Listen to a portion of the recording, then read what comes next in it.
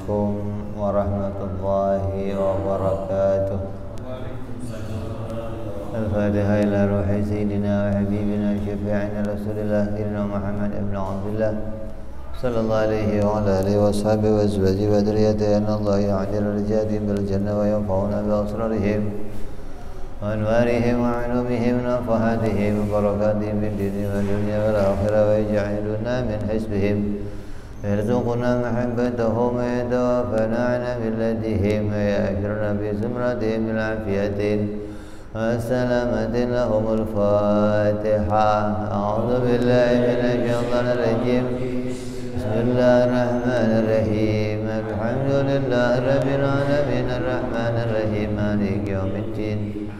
إياك نعبد وإياك نستعين. اهدنا الصراط المستقيم صراط الذين أنعمت عليهم غير المغضوب عليهم ولا الضالين. آمين.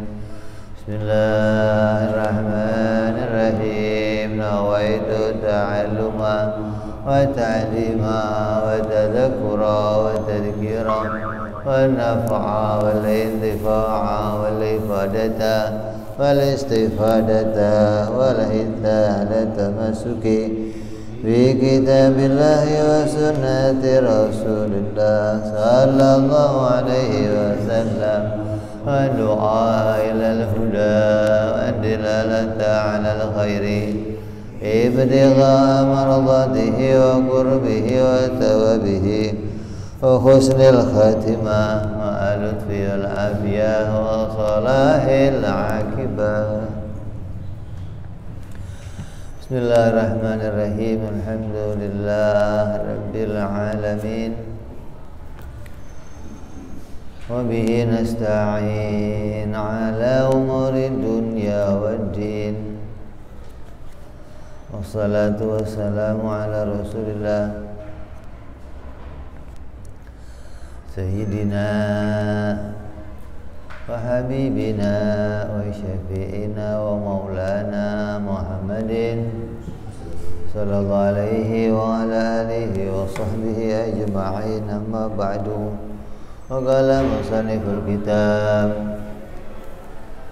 حضرة الشيخ سعيد بن كيارمي رحمه الله وغفر له ولوالديه ونفعنا به في الدارين. اللهم افتح قلوبنا فتوح العارفين وبحكمتك وانصر علينا برحمتك يا أرحم الراحمين.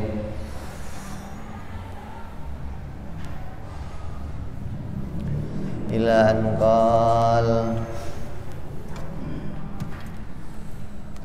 Sudah kita bahas yang lalu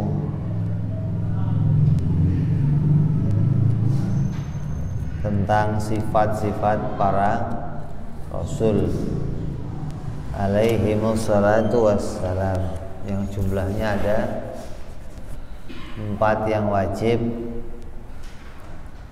4 yang mustahil, 1 yang jaiz. Itu wajibnya ada 4: sidik, tabligh, amanah, dan fatonah. Mustahilnya juga ada 4, yaitu kedzib, khianat, kitman, dan baladah. Jaiznya bagi para rasul ada 1, yaitu bolehnya para nabi persifatan bangsa malaikat.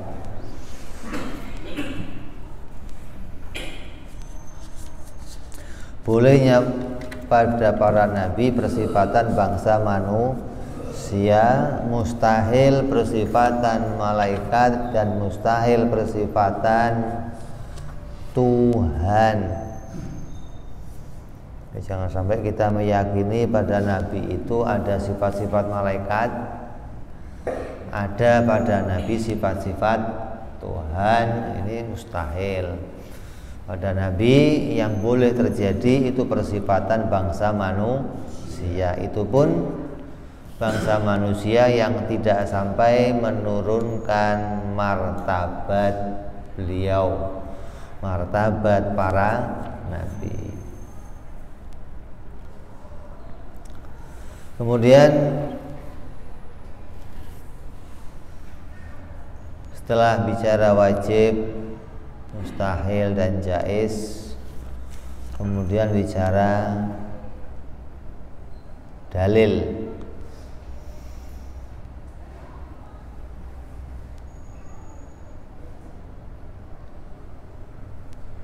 Adapun dalil atau bukti yang menunjukkan bahwa para nabi itu pasti mempunyai sifat siddiq. Pasti para nabi punya sifat benar kalau berbicara. Tidak ada satu nabi pun yang pernah berbohong. Ini tiap-tiap orang Islam harus ngerti dalilnya, bahwa nabi yang saya yakini utusan Allah itu pasti punya sifat wajib siddiq. Kalau kamu nggak ngerti ini, nggak ngerti dalilnya ini, maka bisa jadi kamu tidak meyakini kalau Nabi Muhammad itu benar-benar nabi. Kamu bisa berada pada keraguan, ini nabi beneran apa bukan? Apa nabinya hanya kata bapak saya saja, atau memang nabi beneran? Nah, cara buktiinnya bagaimana? Nah, kita harus belajar ilmu. Makanya orang yang mengatakan udah yang penting iman aja, yang penting yakin aja, nggak usah pakai ilmu, nggak usah pakai cari tahu, yang penting yakin. Maka orang yang mengatakan seperti ini, maka ini pendapat yang dhaif, pendapatnya lemah. Karena di dalam kitab-kitab tauhid, kitab-kitab fikih, semua menjelaskan bahwa orang itu harus anta'lama, mengetahui, watak takidah, harus punya pedoman, watu mina, mengimani, watu sodik, dan membenarkan. Ini isinya syahadat. Ini harus kita penuhi ini. Kalau ada orang kok mau mengucapkan syahadat tapi enggak punya persyaratan ini, maka dia tidak disebut sah syahadatnya menurut para ulama. Ngerti apa yang harus dikerti, apa yang harus diketahui, ya tentang Allah, tentang para rasul. Terus harus punya pedoman tentang para rasul, baru iman, baru membenarkan. Jadi kalau tahu-tahu tuh yang penting yakin aja, yang penting iman aja, nggak perlu pakai pengetahuan, maka pendapat ini pendapat yang dhaif. Walaupun yang berpendapat sekelas Imam Ghazali, yang berpendapat sekelas imam-imam besar, maka kita harus tanya, saya ini suruh iman kepada Allah, suruh iman kepada Rasul sebelum saya mengetahui. Yang nyuruh Imam Ghazali. Tanya, lah Imam Ghazalinya kenal nggak sama Allah? Imam Ghazalinya tahu Rasul nggak? Dia tahu dalil-dalil adanya Allah nggak?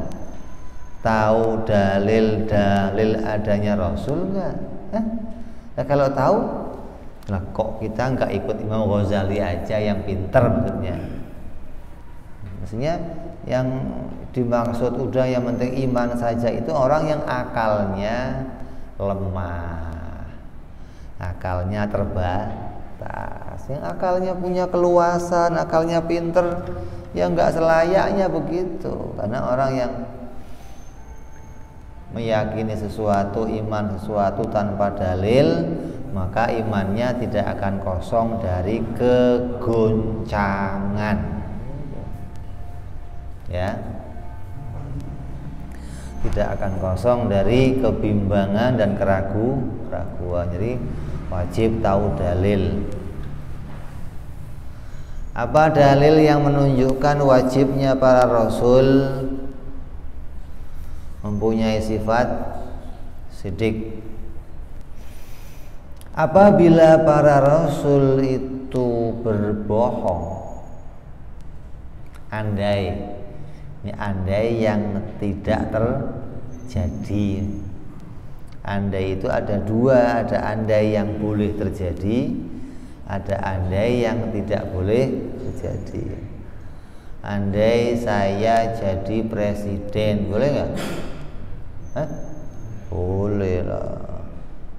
Tukang mebel aja boleh jadi presiden, apalagi ya kan boleh aja. Ini andai yang boleh terjadi, tapi ada andai yang nggak boleh. Ya, ini andai Nabi bohong. Andai Nabi bohong di dalam berbicara atau bersabda, maka pasti Allah juga bohong. Kalau Nabi bohong, Allah juga bohong. Loh, kok dikait-kaitkan, bagaimana sih? Nabi itu harus benar. Karena kalau Nabi bohong, Allah juga ikut bohong. Lah apa hubungannya ini? Yang bohong Nabi, Allah jadi ikut bohong. Ini apa hubungannya?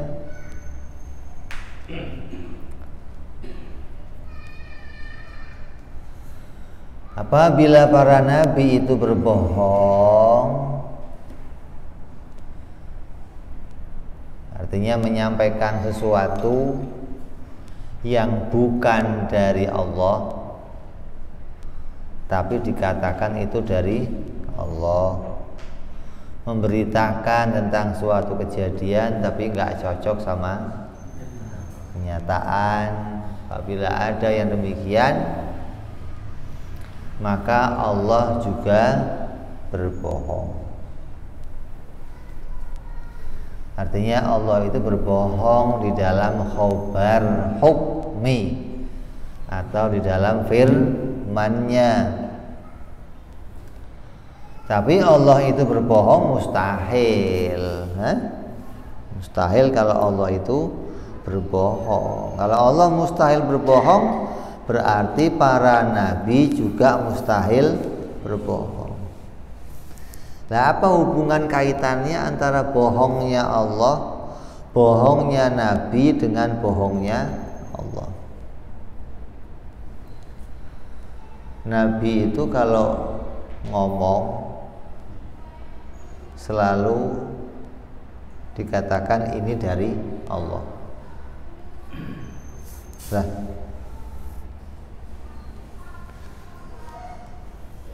semua yang disampaikan oleh Nabi itu dibenarkan oleh Allah. Yang membenarkan omongannya Nabi itu adalah Allah. Jadi Nabi ngomong bahwa saya ini utusannya Allah, saya ini pembawa berita dari Allah, saya ini pembawa hukum-hukum dari Allah. Nabi ngomong begitu, maka Allah membenarkannya. Benar. Loh, kok benar? Kalau Allah nggak membenarkannya, maka tidak bisa dihubungkan benarnya Nabi dengan benarnya Allah, salahnya Nabi dengan salahnya Allah. Karena Allah yang membenarkan dan Allah yang menyuruh kita percaya kepada Nabi, maka Nabi itu pasti benar. Kalau Nabi itu nggak benar, berarti Allah yang membenarkan Nabi, yang menyuruh kita mengakui benarnya Nabi, Allah juga pembohong. Nah, itu hubungannya. Begini,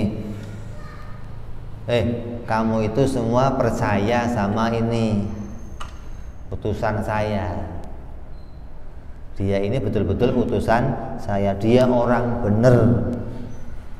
Ketika kita percaya dia, kita ikuti dia, tiba-tiba di jalan dia bohong, mesti kita nyalahin ini dong. Ya Allah, gimana sih, udah saya ikutin tuntunannya, udah saya ikutin, malah dia bohong. Ente ini nggak bener, berarti menunjukkan pembohong, suruh diikuti lah ini. Nah, yang demikian nggak pernah terjadi. Dengan apa Allah itu membenarkan Nabi? Allah membenarkan Nabi dengan meletakkan pada diri Nabi yang namanya mukjizat. Semua Nabi sejak Nabi Adam alaihissalam semuanya oleh Allah diberi mukjizat. Ya, nah mukjizat itulah yang menjadi tanda pembenaran Allah pada para nabi. Di mukjizat itu digambarkan kayak stempel dah. Kalau ente mau dapat surat resmi dari kelurahan, surat resmi dari negara, mesti ada stempel kenegaraan. Tandanya ini surat asli, ini surat sah, ini surat betul-betul dari presiden. Ada apanya? Nah, para nabi begitu, untuk menunjukkan bahwa yang diucapkan nabi itu betul-betul dari Allah, maka Allah memberikan para nabi namanya mukjizat. Nah, mukjizat itu adalah sama saja pembenaran dari Allah bahwa yang membawa ini betul-betul dari aku. Jadi nabi itu ya nggak bakal berbohong, nggak mungkin bohong. Kenapa nggak mungkin bohong? Yang membenarkan nabi adalah Allah. Yang membenarkan nabi itu bukan dirinya sendiri, bukan begini. Nabi datang kepada manusia, nabi datang kepada umat, tahu-tahu nabi ngomong begini, saya ini utusan Allah, bener, percaya aja deh, sumpah. Dia nggak ada gunanya. Artinya dia ngomong dirinya benar dan dibenarkan oleh dirinya sendiri. Mana ada orang percaya? Yang namanya apa? Yang namanya marketing, yang namanya tukang dagang, kalau mau ngomong ini barang saya bagus, barang saya mujarab, barang saya hebat, saya ngomong nggak bohong, bener. Kalau nggak percaya, nih saksinya. Dia bawa orang lain untuk membenarkan. Oh, bener loh ini barangnya mujarab. Nggak bisa saya ngomong sendiri, saya benarkan. Gimana sih? Jadi yang membenarkan Nabi ngomong itu bukan dirinya sendiri, juga bukan kita. Yang membenarkan Nabi itu adalah Allah. Nah, kita mengakui benernya Nabi.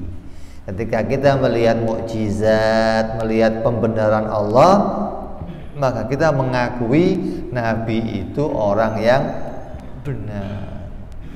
Dari mana pengakuan kita? Dari adanya pembenaran Allah pada para nabi. Kalau nggak ada pembenaran Allah, kita nggak bisa, kita nggak berani membenarkan. Ada orang ngaku sebagai Nabi Musodek, Lia Edan, ada siapa lagi? Macam-macam, ada Musailamah Al-Kadzab. Ya Allah,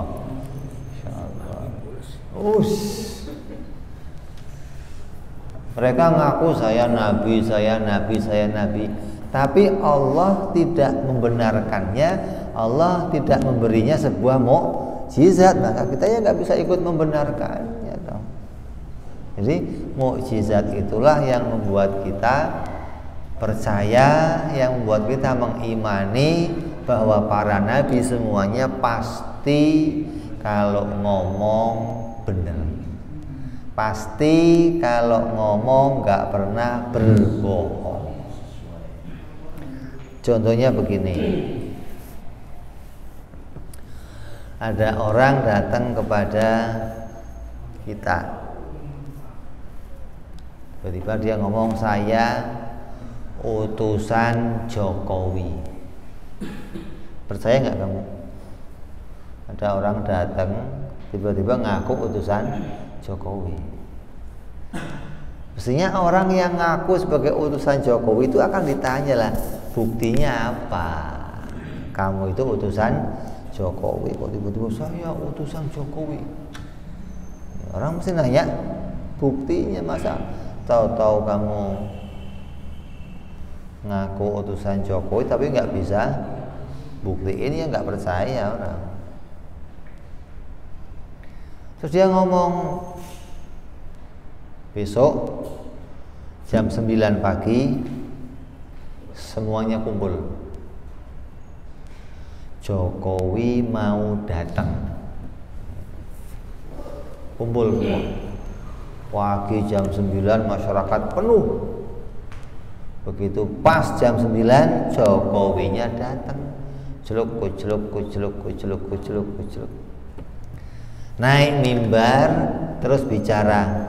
Ini orang ini betul-betul utusanku. Kira-kira masih ada yang nggak percaya nggak? Ada nggak? Ada nggak? Ya nggak ada lah. Kenapa? Jokowinya langsung datang mengumumkan kalau ini utusan. Begitu kan? Nah, itu namanya berita langsung dari Jokowi. Nah, kalau Allah membenarkan Nabi nggak begitu bentuknya, tapi sama hukumnya dengan seperti itu.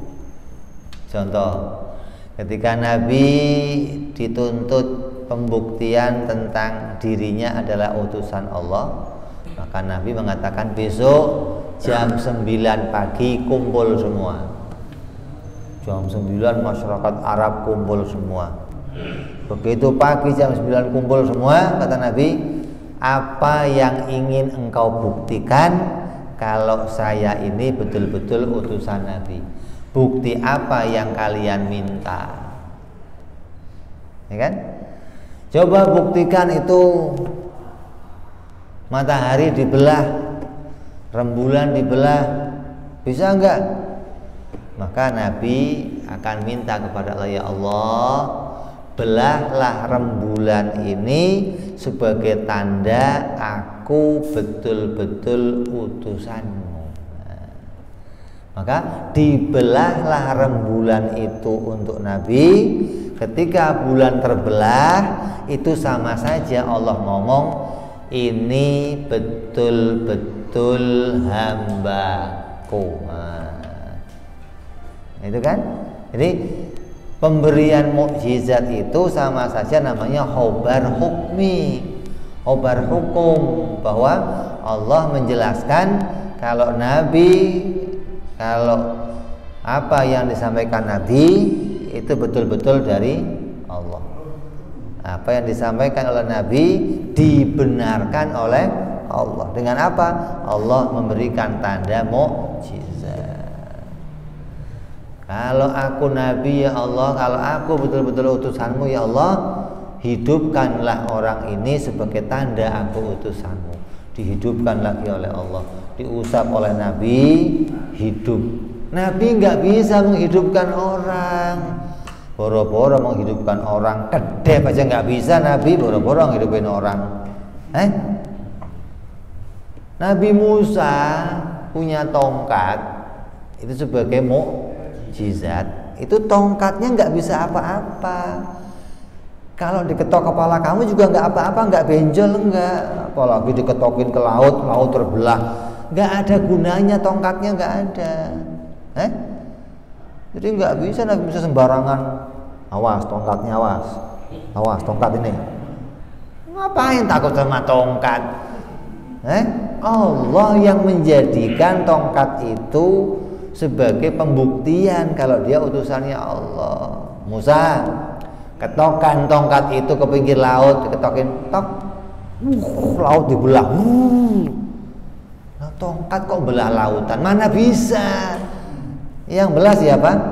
Allah, gitu loh.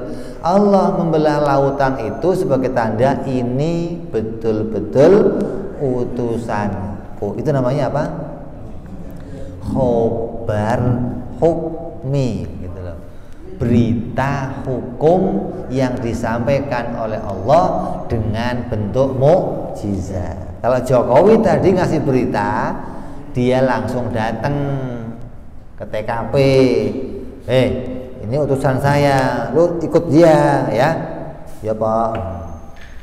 Allah nggak begitu. Allah membenarkan ini utusannya Allah dengan apa? Dengan memberinya sebuah mukjizat. Ketika mukjizat dibuktikan, sama aja Allah ngomong, pembawa mukjizat ini betul-betul utusan saya.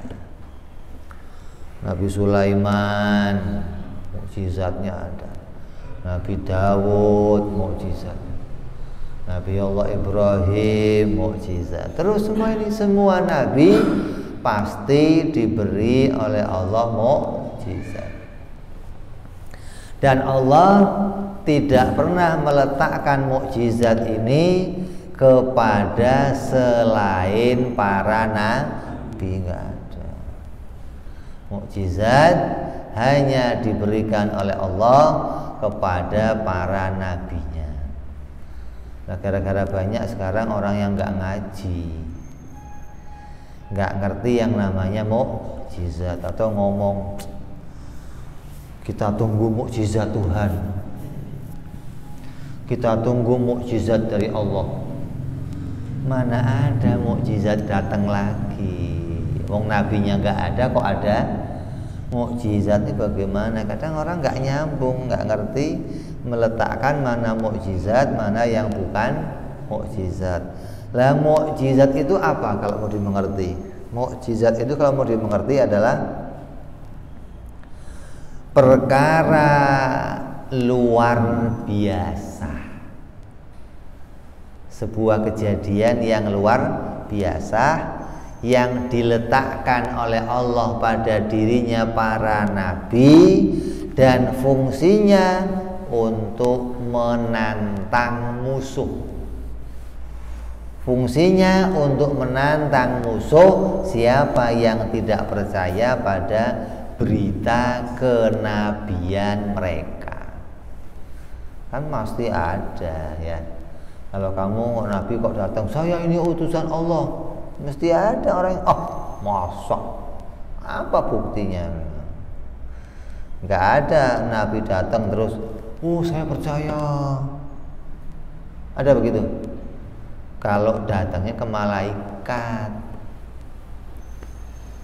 saya percaya. Nggak ada, malaikat nggak iman. Tapi kalau datangnya ke manusia, manusia mesti ada yang minta pembuktian. Apa buktinya?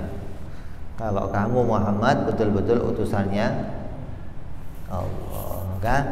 Nabi oleh Allah didatangkan mukjizat sebagai pembuktian kalau dia betul-betul utusannya Allah Subhanahu wa taala. Dan mukjizat ini tidak Allah letakkan kepada selainnya para nabi. Jadi perkara yang luar biasa yang mengalahkan yang lain dan dia dipakai untuk nantang musuh. Ini perkara yang luar biasa yang Allah letakkan pada para nabi.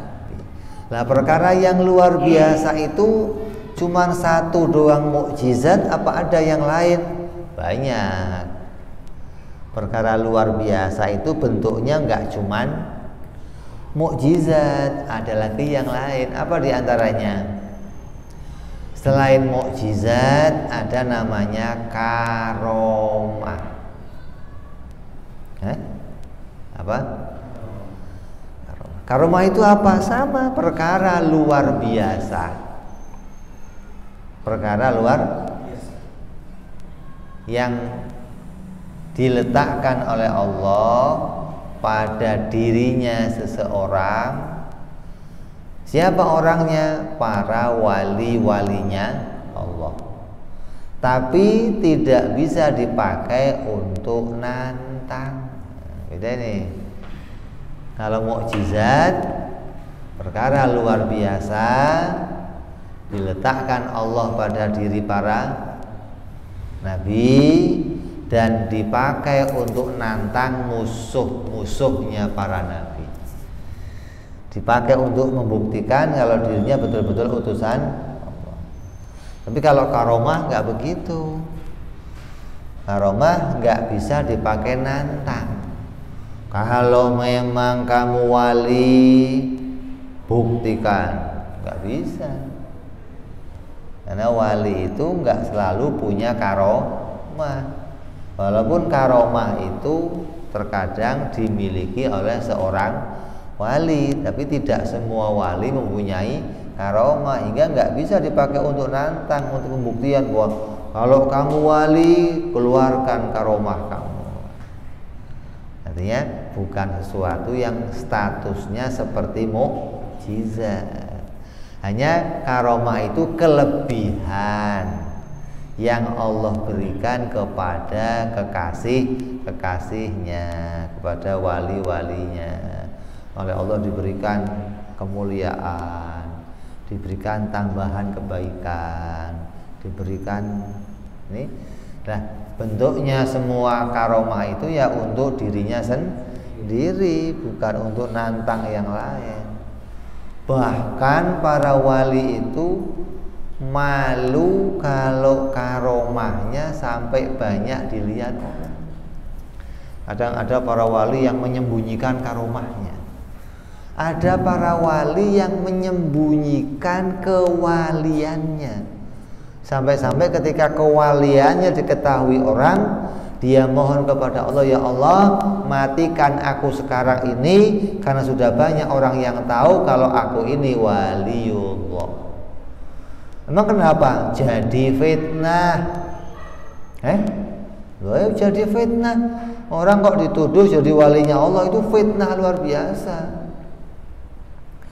Rumahnya jadi sibuk, ribet, orang yang salaman bolak-balik, rumahnya mantri, pokoknya rame dah. Ini dituduh jadi walinya Allah. Maka ada orang yang nggak mau itu. Artinya dia mau ketika dia jadi kekasihnya Allah itu mastur, hanya orang-orang tertentu yang tahu.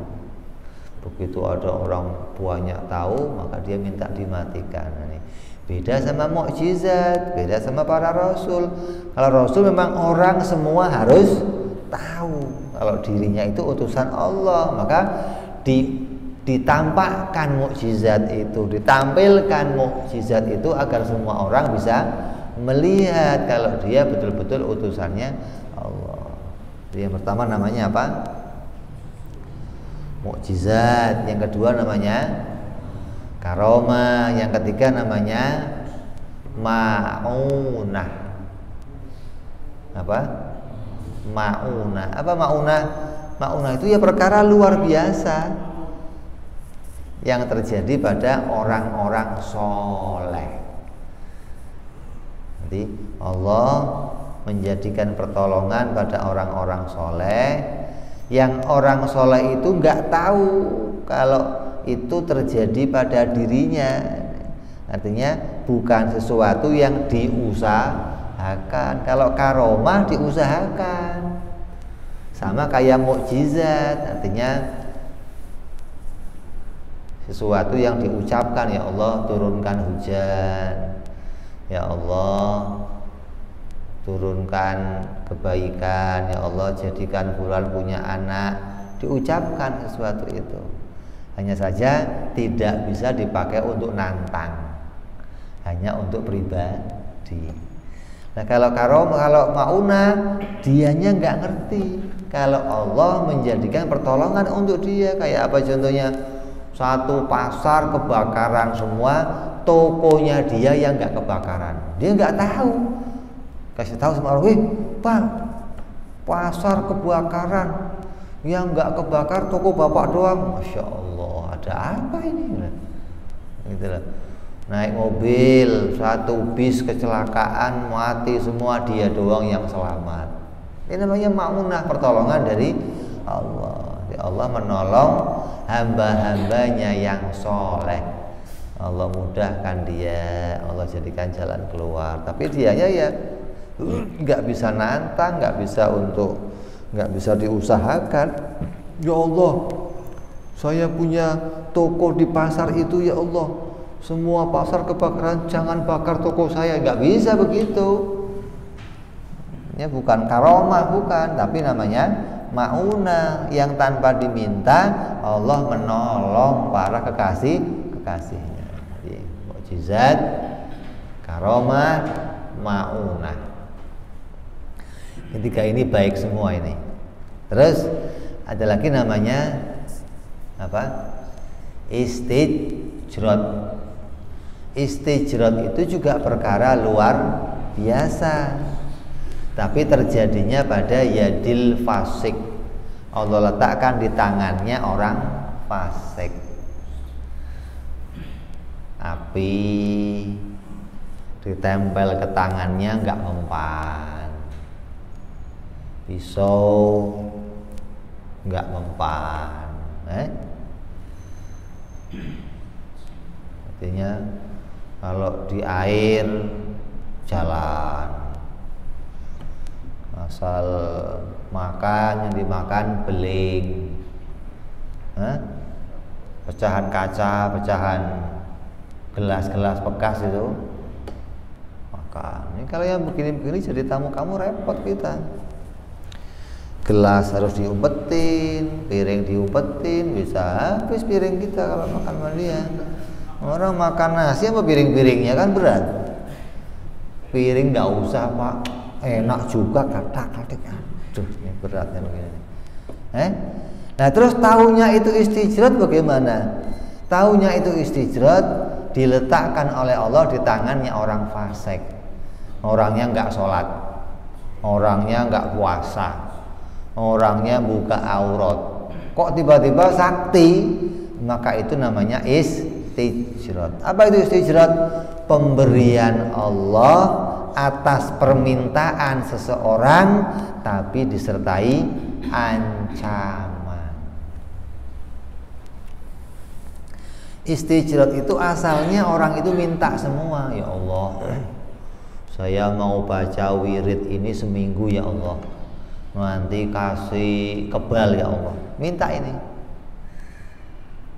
baca. Begitu seminggu selesai tes kebal ya. Jadi asalnya permintaan, maka oleh Allah diberi, tapi pemberiannya disertai ancaman. Apa ancamannya? Kalau kamu gunakan untuk yang macam-macam, awas, saya hukum kamu. Itu loh. Sama kayak anak kamu datang pulang sekolah, tahu-tahu ngamuk minta duit 1 juta. Pokoknya kalau enggak 1 juta enggak mau sekolah lagi. Waduh, ribet ini orang tuanya. Nah, jangan begitu nah, ini lagi masa covid begini nah, paceklik nah, susah duit nah, enggak bisa, pokoknya 1 juta. Saya mau beli sepeda, saya mau beli macam-macam.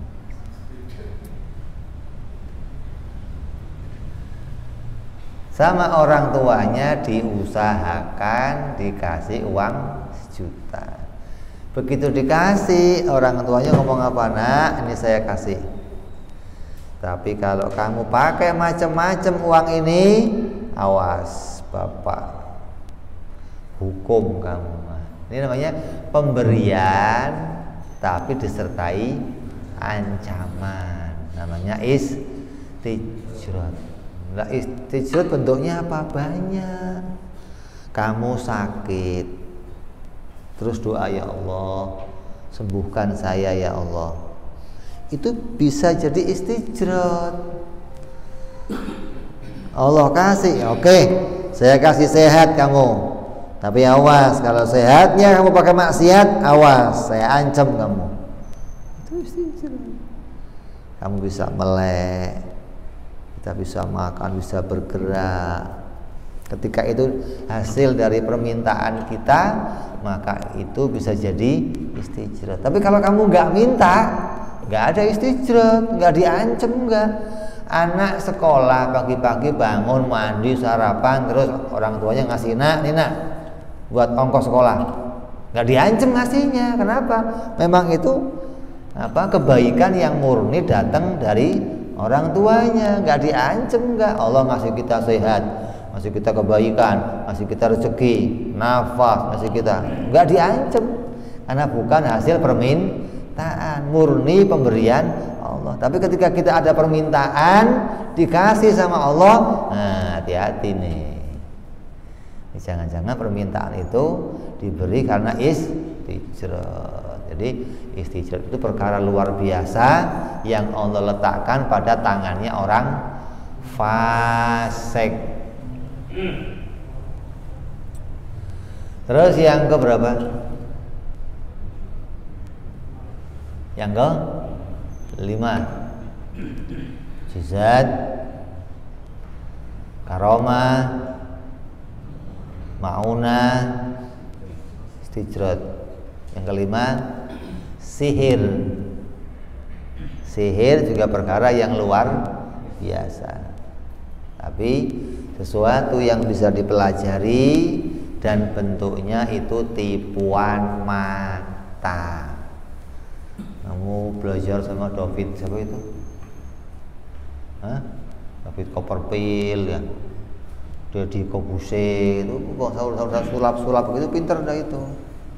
Tipuan mata, topi keluar kelincinya, burung.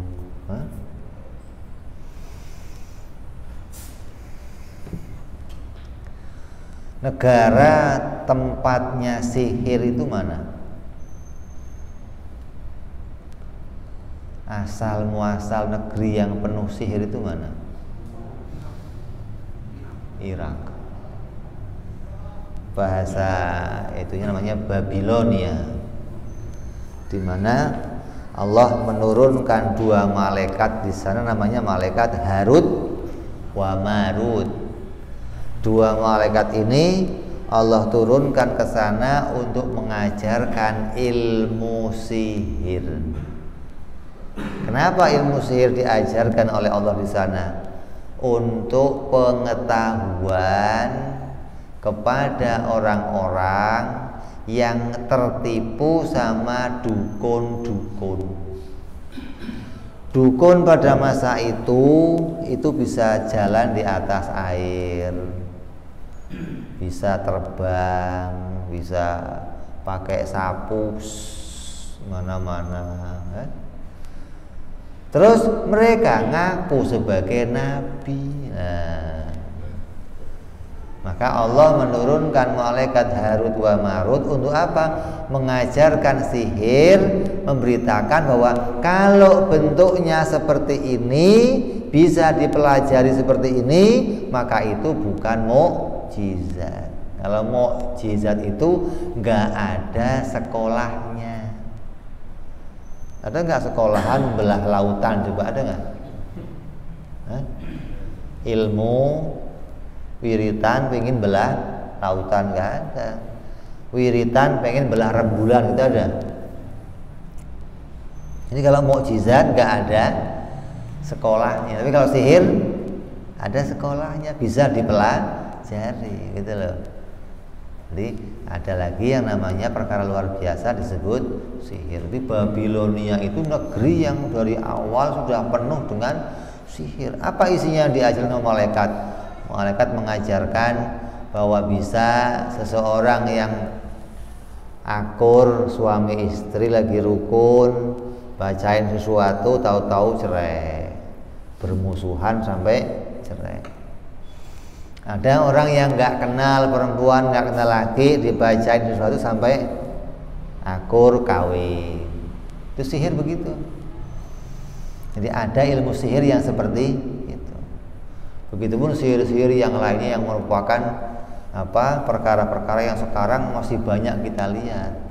Ada kulkas masuk perut, ada sendal jepit masuk perut. Lumayan. Kamu kalau ke mall lihat kulkas masuk perut bawa pulang. Di rumah keluarin lagi. Wah, lumayan dapat kulkas satu kan.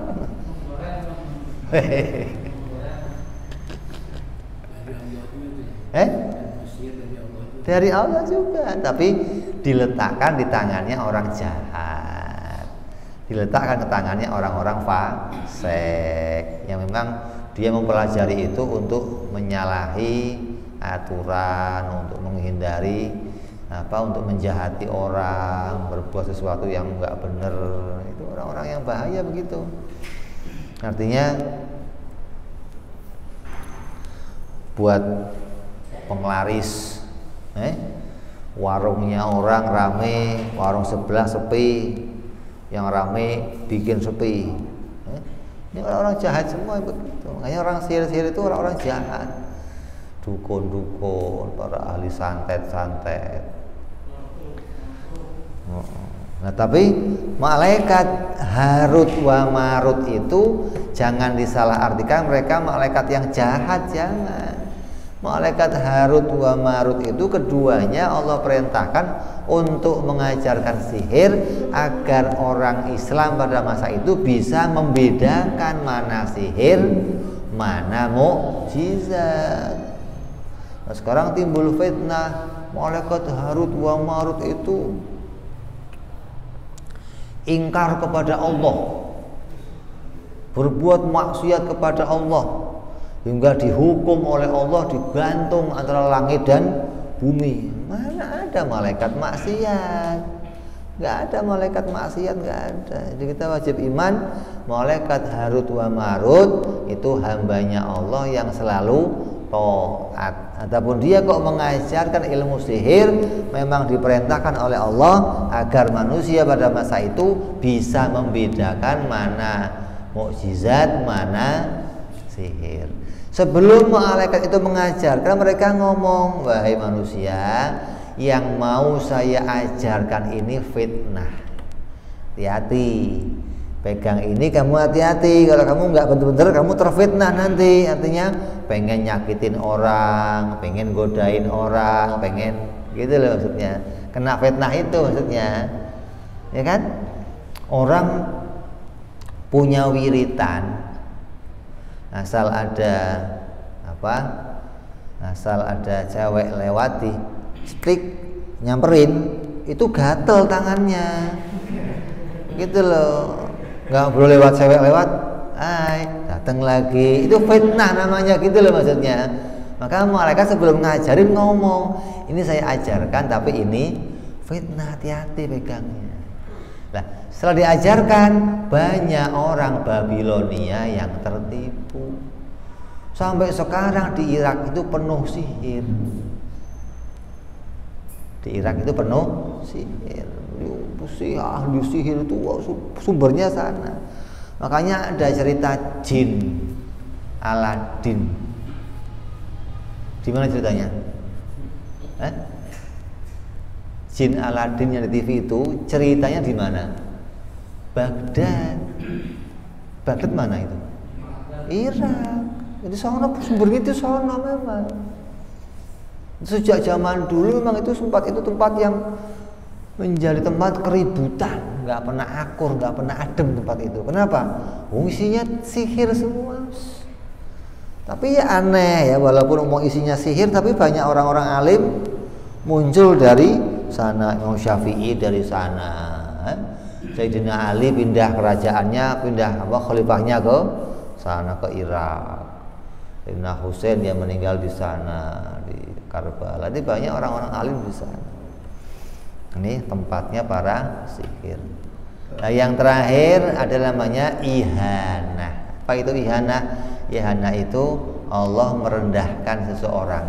Allah memutar balik doanya seseorang sebagai tanda penghinaan Allah pada orang itu. Namanya ihanah, penghinaan. Orang minta kaya malah miskin, minta sehat malah sakit. Ada nggak terjadi? Ada. Siapa? Terjadi pada diantaranya Musailamah al-Kadzdzab, seorang yang ngaku sebagai nabi di zaman Rasulullah itu terbiasa kalau ada anak bayi lahir, kemudian anaknya diajak ke rumah Rasulullah, terus nanti anaknya Nabi diminta untuk mengusap kepalanya agar rambutnya jadi tumbuhnya bagus, orangnya pinter, orangnya mulia. Nabi disuruh mengusap.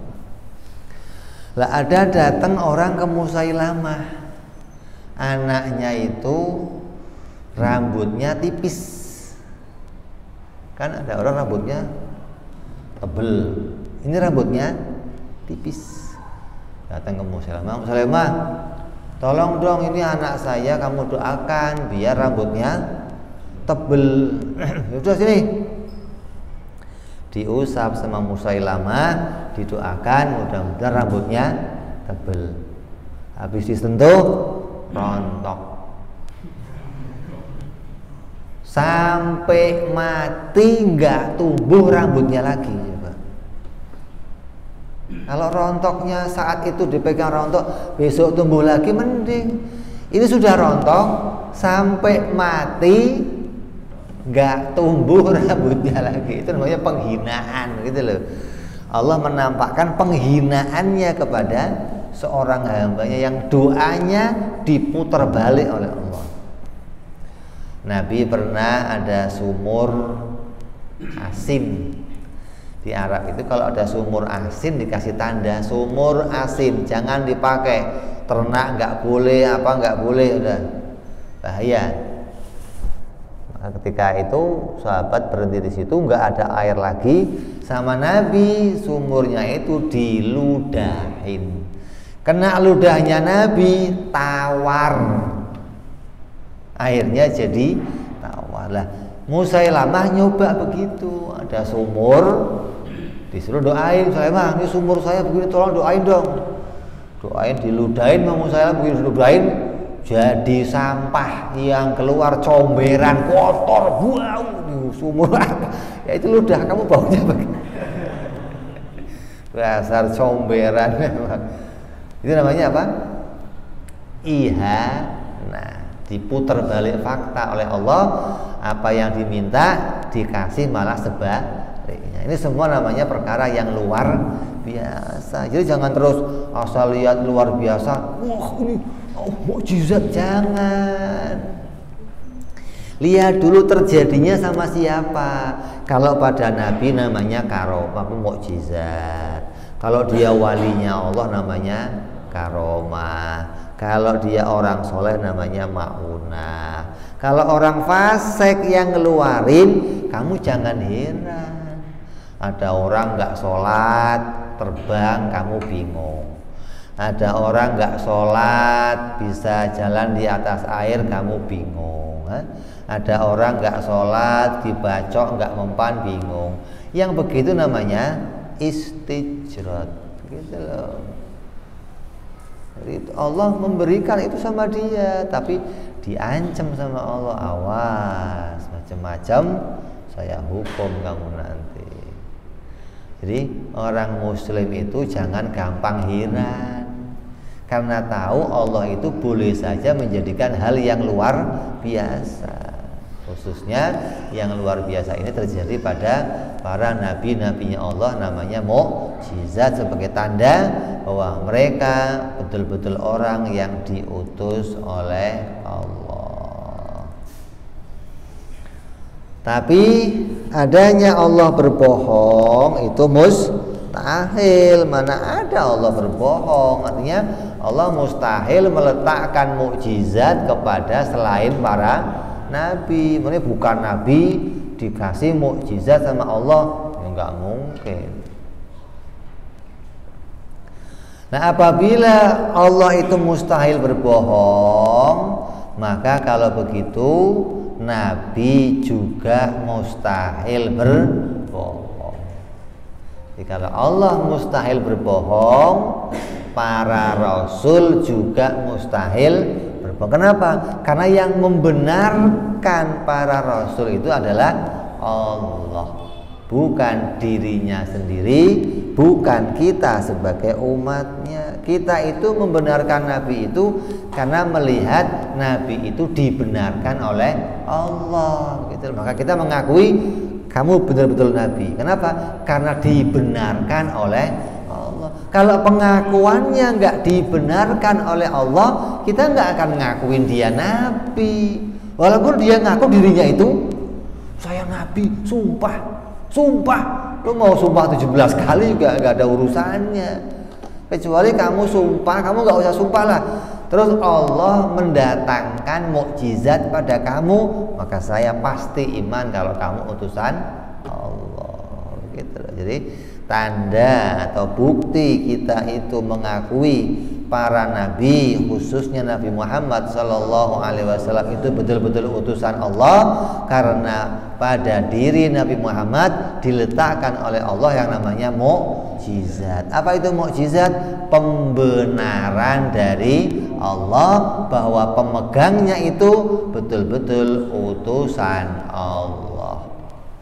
Jadi kita dengan mukjizat itu kita mengimani bahwa Nabi betul-betul utusan Allah dan tidak ada lagi keraguan di hati kita. Nah, mukjizat yang kita lihat sampai sekarang apa adanya? Al-Quran. Kenapa Al-Quran jadi mukjizat? Kenapa Al-Quran mukjizat? Karena Al-Quran itu nggak bisa dikalahkan. Mukjizat itu tadi mengalahkan yang lain, dipakai untuk menantang dan mengalahkan semua yang lain. Namanya nggak ada mukjizat kalah, nggak ada. Bukan Nabi kalah loh, bukan. Kalau Nabi kalah ya boleh aja Nabi kalah. Kalau mukjizat itu nggak ada kalahnya, gitu loh. Loh kan Nabi punya mukjizat, masa Nabinya kalah? Ya itu nggak ada hubungannya. Mukjizat itu bukan keluar sendiri dari Nabi, nggak bisa. Tahu-tahu Nabi, ya Allah keluarkan rembulan belah ya Allah, nggak bisa. Mukjizat itu keluar karena ada tantangan, gitu loh. Ada ujian, ada yang mesti dijawab, maka Allah menolong Nabi membuktikan dengan memberikan sebuah mukjizat. Kalau nggak ada masalah apa-apa, ya nggak keluar mukjizatnya. Nggak tahu-tahu dikit-dikit main tongkat ketok-ketok aja loh, jadi ular loh, jadi kodok loh. Itu penyihir yang begitu, bukan mukjizat. Mukjizat nggak begitu. Jadi kita mengimani bahwa para nabi itu dibenarkan oleh Allah Subhanahu wa Ta'ala. Karena adanya mukjizat, maka saya mengimani dia betul-betul utusannya Allah, dan kita nggak pernah ragu lagi kalau dia itu bukan utusan Allah. Yakin 100%. Apa yakinnya? Mukjizat. Apa buktinya? Al-Quran. Kenapa Al-Quran itu sebagai mukjizat? Karena Al-Quran itu tidak bisa dikalahkan sampai sekarang. Di Al-Quran ditantang, kalau yang tidak yakin Quran ini dari aku, kata Allah, maka bikinlah yang seperti Al-Quran. Satu surat bikin, nggak usah setebal Quran, nggak usah. Cukup bikinkan satu surat. Surat yang paling pendek berapa ayat? 3 ayat. Surat yang paling pendek. Kata Allah, bikin surat yang paling pendek, coba satu surat aja. Oh nggak bisa satu surat, ya sudah bikinkan 1 ayat. Masih nggak ada yang bisa juga. Jadi tantangan Quran 1400 tahun yang lalu sampai sekarang masih berlaku. Barangkali kamu mau ikut tantangannya. Bikin yang seperti Al-Quran. Kalau kamu kok jadi bisa bikin, berarti Al-Quran bukan karena bisa dikalahkan oleh yang lain. Jadi Quran sampai sekarang nggak bisa ditandingi, nggak bisa disamakan dengan kalamnya siapa-siapa, karena Quran adalah mukjizat yang Allah turunkan dan Allah jaga sampai nanti hari kiamat. Nah, nazzalna dzikra wa inna lahu lahafidun. Kata Allah, aku yang menurunkan Al-Quran dan aku yang akan menjaganya sampai nanti. Ini bukti yang nyata. Bukti lainnya apa? Mukjizat banyak. Mukjizatnya Nabi itu nggak terukur, nggak terbatas, banyak. Semua yang diberikan Allah pada nabi-nabi yang lain diberikan semua ke Nabi Muhammad Sallallahu Alaihi Wasallam. Coba ini. Nabi Adam punya mukjizat ini, Nabi Nuh punya ini, Nabi Musa punya ini, Nabi ini. Semua yang ada pada mereka diletakkan semuanya pada diri Rasulullah Sallallahu Alaihi Wasallam. Jadi Nabi itu paling lengkap mukjizatnya, paling banyak mukjizatnya. Ya, kita harus meyakini betul mukjizat itu adalah pembenaran dari Allah Subhanahu wa ta'ala. Kalau sudah kamu yakin menemukan ini, apabila para rasul sudah pasti mustahil berbohong, maka wajiblah mereka itu menjadi orang-orang yang sidik, selalu benar di dalam berbicara, tidak pernah ada kebohongan pada diri mereka. Mudah-mudahan dalil yang kita pelajari ini menguatkan hati kita, menguatkan iman kita, mengokohkan pondasi kita. Tidak akan lagi hati kita goyang, tidak akan kita berganti kepada lainnya, tidak akan kita meyakini selain Nabi Muhammad Sallallahu Alaihi Wasallam sebagai utusannya Allah. Beliau utusan yang terakhir dan tidak ada nabi lagi sampai nanti datangnya hari kiamat yang akan menggantikan agamanya Nabi Muhammad Sallallahu Alaihi Wasallam. Mudah-mudahan kita sampai mati membawa agama ini, membawa keimanan ini, hingga kita bisa selamat di dunia sampai di akhirat nanti. Amin ya rabbal.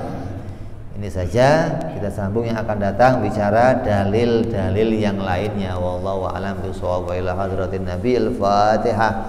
A'udzu billahi minasyaitonir rajim. Bismillahirrahmanirrahim. Alhamdulillahi rabbil alamin arrahmanir rahim maliki yaumiddin. Iyyaka na'budu wa iyyaka nasta'in ihdinas siratal mustaqim siratal ladzina an'amta 'alaihim ghairil maghdubi 'alaihim waladdallin. Amin.